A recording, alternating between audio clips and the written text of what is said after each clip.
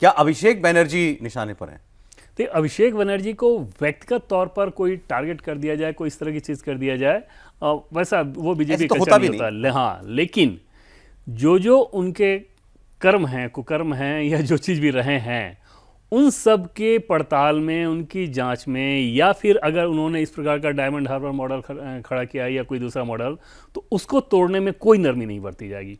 वहाँ पर कोई निगोशिएशन का स्पेस नहीं है।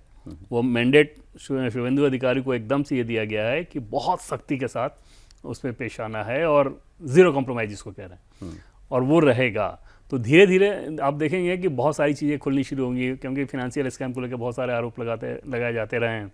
उन सब की जांच होगी, जो गुंडे हैं उनके खिलाफ ऐसी ही कार्रवाई होगी, और जो लोग सड़क पे प्रदर्शन कर रहे हैं उनके खिलाफ सख्ती में, कोई उसमें सरकार इस दबाव में नहीं आने जा रही है कि इतने सारे लोग सड़क पर उतर जाएंगे तो फिर लाठीचार्ज नहीं करना है। वो जिस एक्सट्रीम पे जाना होगा सरकार जाएगी उसको कर्ब करने के लिए। लोग कह रहे हैं कि ये वो योगी जी के अंदाज में आ गए हैं, योगी मॉडल बंगाल में लागू किया जा रहा है। ये एक तरह से आप कहिए कि ये गृह मंत्री अमित शाह का मॉडल है। गृह मंत्री अमित शाह का मॉडल क्यों, आप देखिए कि, या प्रधानमंत्री नरेंद्र मोदी जिस प्रकार का गवर्नेंस चाहते हैं, गुजरात जैसे आज आप सौरभ, बहुत सारे लोगों को ये लगेगा कि गुजरात तो बीजेपी का एकदम से गढ़ है या सब चीज़ें बहुत ही स्मूथ हैं। ये हुई हैं, ये थी नहीं। कांग्रेस के बाद जब बीजेपी को ये मौका मिला था वहाँ पे गुजरात में शासन चलाने का, तो ये सारी चीज़ें वहाँ भी होती थी। वहाँ भी दंगाई, वहाँ भी इस तरह से लोग अवैध अतिक्रमण कर रहे हैं, सुना नहीं जा रहा है, सड़क पे प्रदर्शन कर रहे हैं, पुलिस का तंत्र एकदम ढांचा, उस चीज़ सबको ठीक करते करते उन लोगों ने एक मॉडल अपनाया। और वही मॉडल आप किसी भी इस तरह की बीमारी से जूझते हुए राज्य में देखें तो यही हो रहा है। यूपी में भी वही हुआ, बंगाल में भी वही होता नज़र आ रहा है, और आगे भी आप देखें। जैसे बिहार के बारे में हम लोगों ने बात की थी कि वहाँ पर जो एक लिमिटेड एरिया में जो समस्या है सीमांचल वाले इलाके में, उसी सख्ती से निपटा जा रहा है।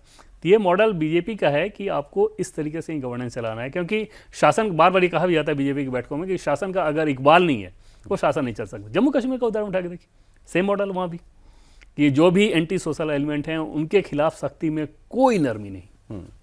वो वहाँ लाइन मुबारक, वहाँ के JNK जी मनोज सिन्हा कहते हैं ना कि जो निर्दोष हैं उनको छूना नहीं है, और जो दोषी हैं उनको छोड़ना नहीं है। मतलब निर्दोषों को छेड़ेंगे नहीं, दोषी को छोड़ेंगे नहीं।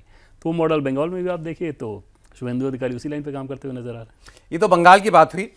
आगे हम उत्तर प्रदेश की बात करेंगे, क्योंकि अब उत्तर प्रदेश का चुनाव आप कह सकते हैं कि अब अपनी परवाज भरने लगा है। उत्तर प्रदेश में इन दिनों योगी आदित्यनाथ के सड़क पर नमाज पढ़ने पर दिए गए बयान की बड़ी चर्चा है, और लोग ये कह रहे हैं लोग कि योगी जी ने पॉलिटिकल भाषण दिया और मुस्लिम समाज को टारगेट करते हुए भाषण दिया।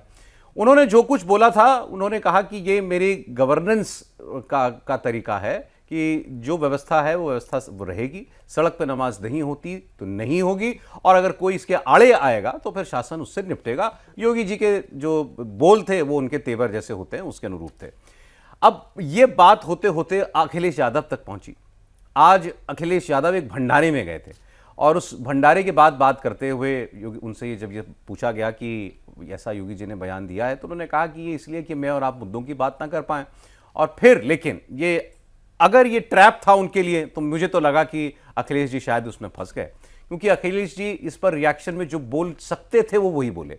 उन्होंने यही कहा कि अगर सड़कों पर वैसे तो नमाज पढ़ी जा नहीं रही है, लेकिन अगर कहीं कोई पढ़ ली जाती है, कोई अगर जगह की कमी है, तो फिर उसमें दिक्कत भी क्या है।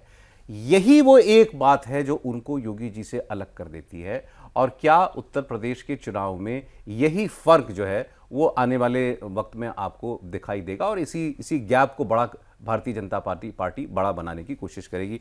अखिलेश जी ने आज ये रिएक्शन दिया है। अब मुस्लिम उनका वोटर है, तो वो तो ये नहीं कह सकते कि सड़क पर नमाज बिल्कुल नहीं होनी चाहिए, और ये तो बिल्कुल नहीं कह सकते कि योगी जी बिल्कुल ठीक कह रहे हैं। बिल्कुल सौरभ, ये दोनों ही चीज़ें संभव नहीं थी, और खासतौर पर अखिलेश यादव जी के सामने आप चैलेंज भी देखें तो उनके सामने एक चैलेंज तो है ही ना कि मुस्लिम उन्हीं को वोट करें, कांग्रेस पार्टी को वोट ना कर दें। अगर कांग्रेस उनके साथ गठबंधन में नहीं आती है तो वो एक खतरा तो रह गया ही, क्योंकि आप आमतौर पे देखें तो अभी राष्ट्रीय स्तर के हिसाब से सौरभ अगर देखेंगे तो ये समझ में आएगा कि मुस्लिम वोटर्स के लिहाज से फर्स्ट चॉइस सीधे सीधे कांग्रेस नजर आती है, और उसमें राहुल गांधी उनके पोस्टर पर आए हैं, इसमें कोई भ्रम नहीं होना चाहिए।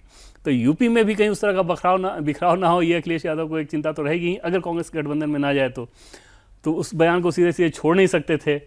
योगी आदित्यनाथ वाले लाइन पे तो जाने का खतरा उठा ही नहीं सकते थे वो, और एकदम से ये समझ में आ रहा है कि योगी आदित्यनाथ ने, आप इलेक्शन के हिसाब से देखें तो टोन सेट करने को सोच के ये बयान दिया होगा।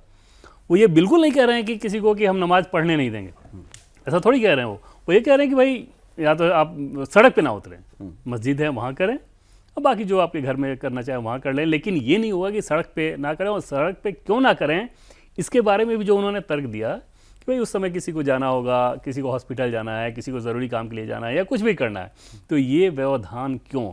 और ये सौरभ बहुत सारे लोगों को एकदम से ये समझ में आएगा कि हाँ ये तो कम्युनल वाली लाइन है, लेकिन अगर उस प्रॉब्लम के हिसाब से अगर आप समझें, जैसे आसाम के एक विधायक को आपने देखा होगा कि 2 दिन पहले उनका बयान आया कि विधानसभा के 5 किलोमीटर के पेरीफेरी में मैं रहता हूँ और अब पर डे 5 बार लाउड स्पीकर पे अब नमाज सुनाया जाता है। तो भाई नमाज पढ़ो, इसमें दिक्कत नहीं है, लाउड स्पीकर लगा के क्यों सुनाना, हमें तो डिस्टर्बेंस हो रही है। उस विधायक का ये कहना था। तो इस तरह की चीज़ों के खिलाफ अगर कोई भी सरकार सख्ती अगर करती है, अगर योगी आदित्यनाथ ये सख्ती करते हैं, तो एक बड़ी आबादी को वो एकदम जस्टिफाइड लगेगा कि हाँ भाई। आप तो लॉजिक की बात कर रहे हैं, लेकिन वो इससे जो इसका जो पॉलिटिकल असर चाहते थे वो हो गया अपने उनके उस बयान का।